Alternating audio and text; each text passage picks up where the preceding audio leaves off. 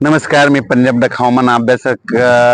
सातारा, सांगली, सोलापूर, कोल्हापूर, नगर, पुणे, त्याच्यानंतर नाशिक, सिन्नर, जुन्नर, त्याच्यानंतर उत्तर महाराष्ट्र, त्याच्यानंतर जळगाव, धुळे, नंदुरबार, त्याच्यानंतर संभाजीनगर या जिल्ह्यामध्ये या 26 तारखेपर्यंत मुसळधार पाऊस पडणार आहे. म्हणून या लोकांनी काळजी घ्यावी. राज्यात सांगायचं झालं तर तुम्हाला एक सांगतो, या 26 तारखेपर्यंत काही भागामध्ये अतिवृष्टी होणार आहे.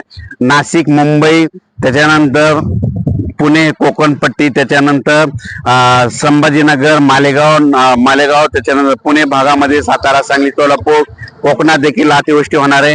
म्हणून हा अंदाज लक्षात येतात.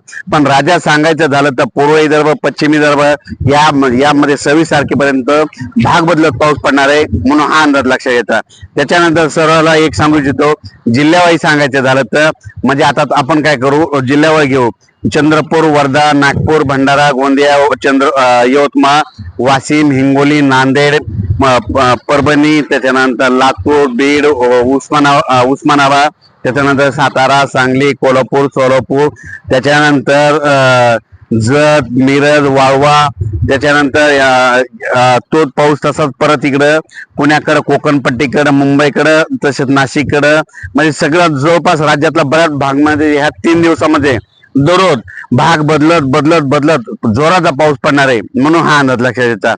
त्याच्यानंतर परभणी जिल्हा, त्याच्यानंतर जालना जिल्हा, बीड जिल्हा ह्या 3 दिवसामध्ये चांगला जोराचा पाऊस पडणार आहे. त्याच्यानंतर संभाजीनगर मध्ये जोराचा पाऊस पडणार आहे.